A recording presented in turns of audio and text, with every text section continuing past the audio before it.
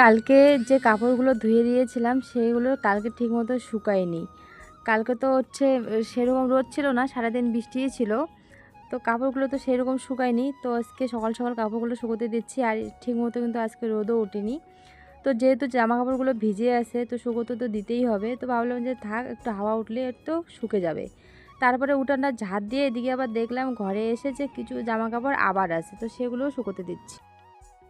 আমার প্রিয় ফ্যামিলি, কোচবিহার জেলা থেকে আমি বাবলি। কেমন আছো তোমরা সবাই? আশা করি তোমরা সবাই ভালো আছো, সুস্থ আছো। তোমাদের ভালোবাসা ও আশীর্বাদে কিন্তু আমরা খুব ভালো আছি। তো আমি চলে আসলাম আজকে তোমাদের সামনে আরও একটি নতুন ব্লগ ভিডিও নিয়ে। তোমরা ভিডিওটা দেখতে থাকো, তোমাদের ভালো লাগবে। বড়দের প্রণাম আর ছোটোদের অনেক অনেক ভালোবাসা জানিয়ে ব্লগ ভিডিওটা এখন থেকে শুরু করছি।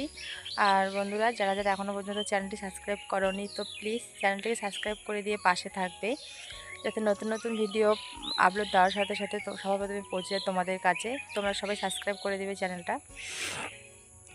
তো সকালবেলা উঠে জামা কাপড়গুলো দিয়ে দিলাম, আর রোদ নেই কিন্তু আকাশে। ওই কালকে বৃষ্টি হওয়ার কারণে আর কি আজকে আকাশটা অনেকটা ঠান্ডা আছে, এমনি গরম লাগতেছে কিন্তু মানে রোদ ওঠে নেই। আর আমি এদিকে চলে আসলাম হাঁটতে হাঁটতে। ছেলে উঠে গিয়েছে, আর ছেলের মানে ভীষণ কাশি হচ্ছে। কালকে ওই আইসক্রিম খেয়েছিল না, আইসক্রিম খেয়ে এত কাশি হচ্ছে কি আর বলবো। তো পুকুরের এদিকে চলে আসলাম, আর এই যে দেখো মাছগুলো কত সুন্দর করে খেলা করতেছে সকাল সকাল। আর সকালবেলায় আমাদের পুকুরে পুরো মানে পদ্ম ফুল ফুটে যায়, দেখতে কি ভালো লাগে। দুই দিকেই, এই যে এই পুকুরেও আছে দেখো অনেক ফুল।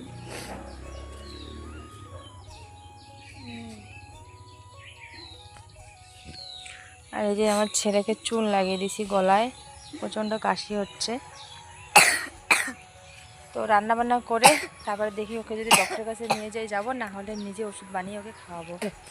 আমারও ঠান্ডা লাগিয়ে গিয়েছে, আমারও কাশি হচ্ছে। কালকে ওই হঠাৎ করে মানে গরমের মধ্যে আইসক্রিম ঠান্ডা জিনিস খেলে না এরকমই হয়।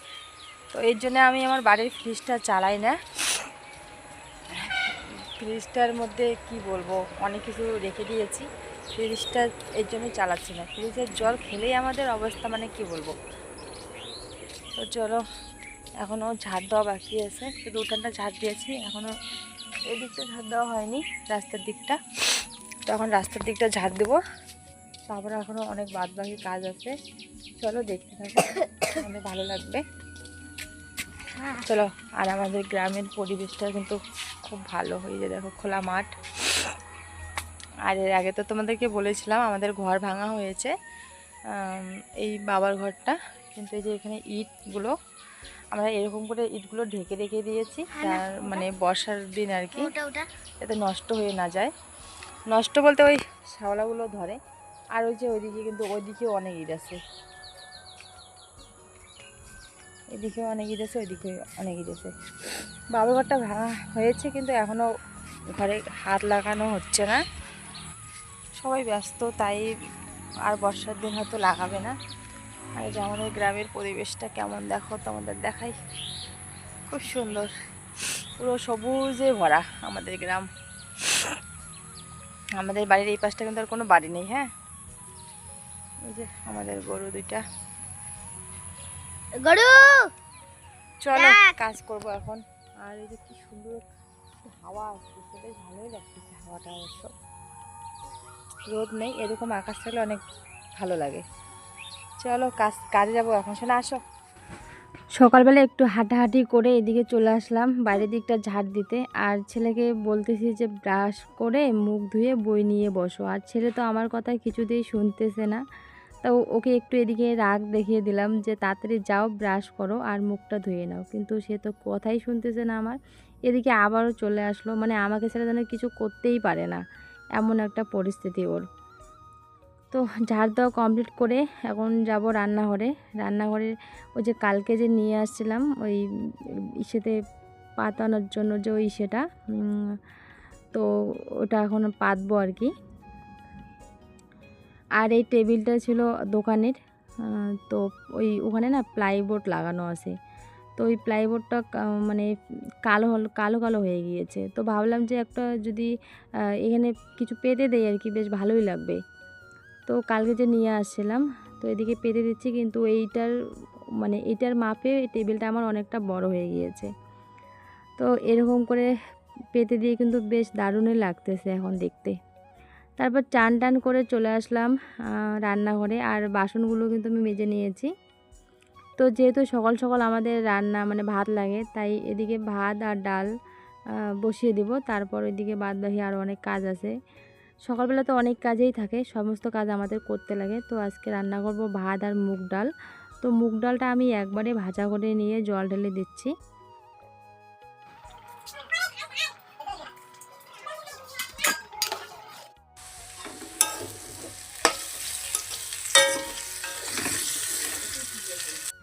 এদিকে কিন্তু আমার ভাত আর ডালটা হয়ে গিয়েছে। তারপর ভাবলাম যে চলো একটু আলু ভাজা করে নেই। তো এদিকে আলুটা ভাজা করে নিচ্ছি।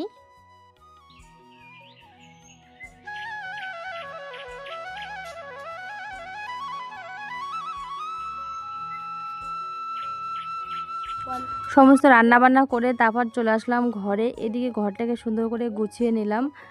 আর এদিকে তো ছেলেও মানে সবাই ঘুম থেকে উঠে পড়েছে। তো ভাবলাম যে চলো বিছনাটাকে ভালো করে গুছিয়ে নেই। তারপর সমস্ত রান্নাবান্না শেষ, এদিকে চলে আসলাম ভাতগুলো নিয়ে বারান্দায়। এই বারান্দায় বসে খেলে আমাদের অনেকটা সুবিধা হয়। বন্ধুরা কখন থেকে ভাত রান্না করে অপেক্ষা করতেছি, ছেলেকে খেতে বলতেছি, ছেলে কিছুতেই খেতে যাচ্ছে না, বলতেছে ওর পাপা আসবে। তারপরে পাপা তো ঘুম থেকে উঠেই চলে গিয়েছে দোলং ধরে। তো ফোন করা হয়েছিল বা দুইবার ফোন করে বললো ছেলে যে বাড়িতে আসার কথা, কিন্তু এখনও আসতেছে না। তো ভাবলাম যে ওকে খেতে দিয়ে দেই। আর আজকে স্কুলে যাবে না, কাশি হচ্ছে, আবার এদিকে শরীরটা একটু গরম লাগতেছে, ভাবলাম যদি জ্বরটার আবার আসে। তো আজকে স্কুলে পাঠালাম না, আর বাইরে তো অনেকটা রোদ উঠে গিয়েছে। চলো ছেলেকে এখন খেতে দেই। আর আজকে তো সেইরকম কিছু রান্না করা হয়নি, ডাল আর ভাত।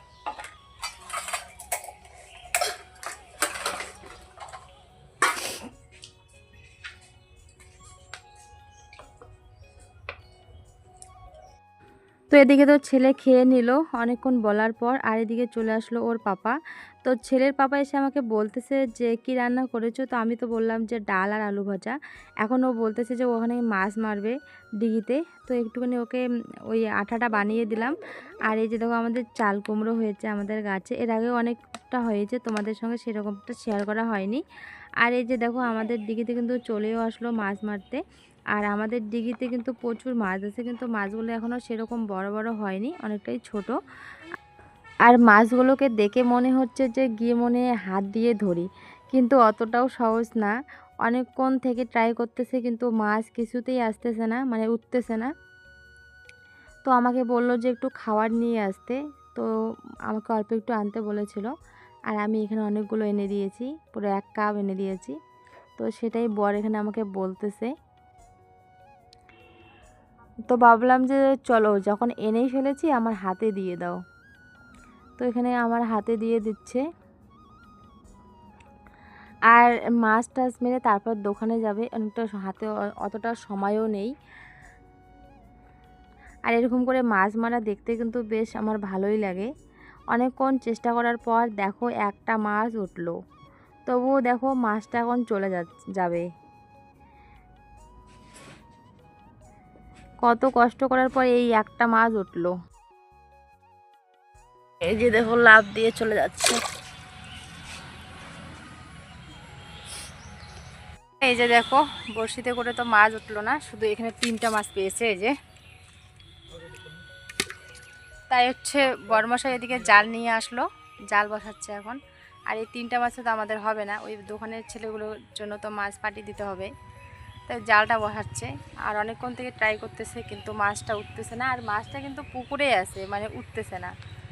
তো এদিকে মাছগুলো নিয়ে আসলাম বাড়িতে, আর এখন আমি মাছগুলো ভাজা করব, যেহেতু বর বললো তাড়াতাড়ি করতে। আর এদিকে দেখো ওই বড়শিতে পেয়েছে 3টা মাছ, আর জালে পেয়েছে একটা মাছ, 4টা।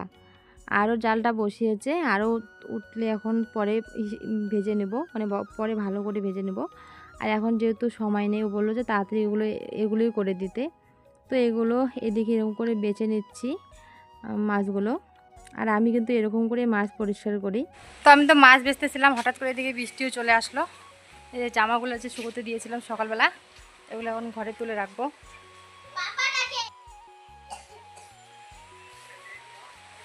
সকালবেলা তো রোদ ছিল, এখন আবার হঠাৎ করে বৃষ্টিও চলে আসলো। কালকে কতগুলো জামা কাপড় ধুয়ে দিয়েছিলাম,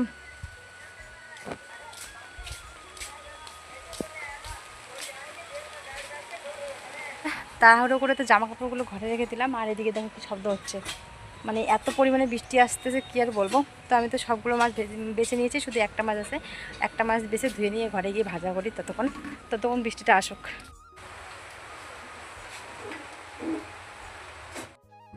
তো মাছগুলো কিন্তু ভালো করে নিয়ে আসলাম ঘরে। আর ওর পাপা এদিকে আরও দুটো মাছ এনে দিল।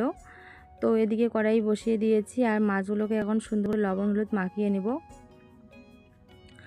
আর দিঘি থেকে তোলা এরকম টাটকা টাটকা মাছ কার না খেতে ভালো লাগে, আমাদের তো বেশ ভালোই লাগে। আর আমাদের বাড়ির সবাই কিন্তু খুব পছন্দ করে এই মাছগুলো, তাই প্রত্যেক বছরে দিঘিতে মাছ ছাড়ি। প্রত্যেক বছরে কিন্তু এরকম সময় আমাদের মাছ অনেক বড় বড় হয়ে যায়, কিন্তু এবার একটু মাছটা ছাড়া আর কি অনেকটা দেরি হয়ে গিয়েছে। তো এদিকে মাছগুলো সুন্দর করে ভেজে নিচ্ছি।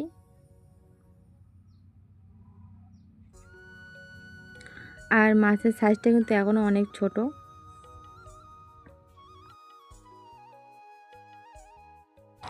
মাছটা ভাজা করে এদিকে নিয়ে আসলাম বারান্দাতে। আর এদিকে বর বসে পড়েছে খেতে।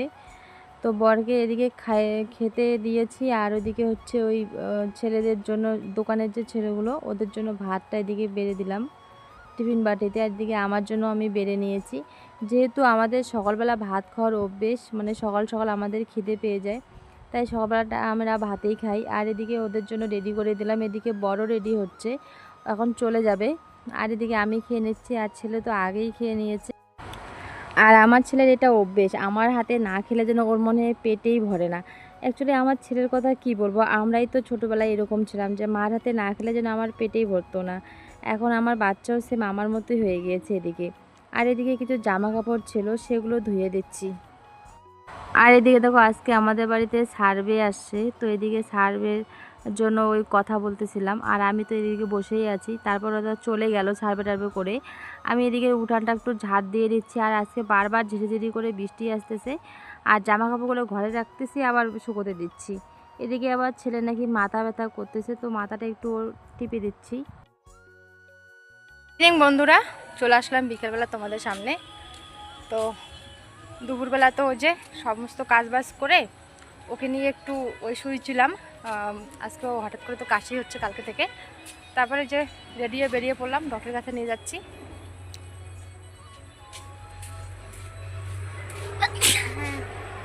চলো, আর কি বলবো, সব কিছু নিজেকে সামলাতে হয়। ওর পাপা যেহেতু বাড়িতে নাই, মানে সকালবেলায় চলে গিয়েছে, সেই রাতে আসবে। তো বলেছিল যে যদি একটু বেশি হয় কাশিটা তাহলে নিয়ে যেতে। তো চলো যাই।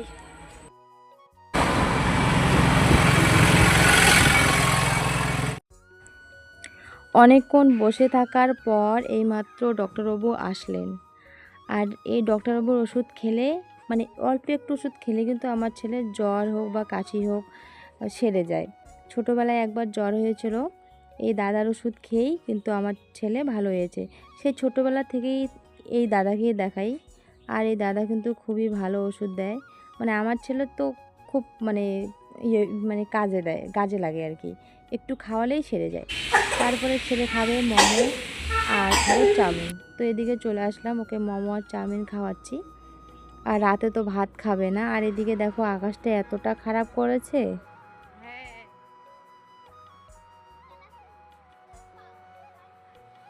এদিকে বাড়ি চলে আসলাম, আর এদিকে দেখো বৃষ্টি চলে আসছে। তো অল্পের জন্য কিন্তু বেঁচে গেলাম। তো এদিকে আমি ছেলেকে বানিয়ে দিলাম রুটি আর একটুখানি আলুর তরকারি। আর রাতে আবারও আমাকে রান্না করতে হবে। তো চলো ভিডিওটা এখানে শেষ করছি। যদি ভালো লাগে অবশ্যই পাশে থাকবে। সবাই ভালো থেকো, সুস্থ থেকো।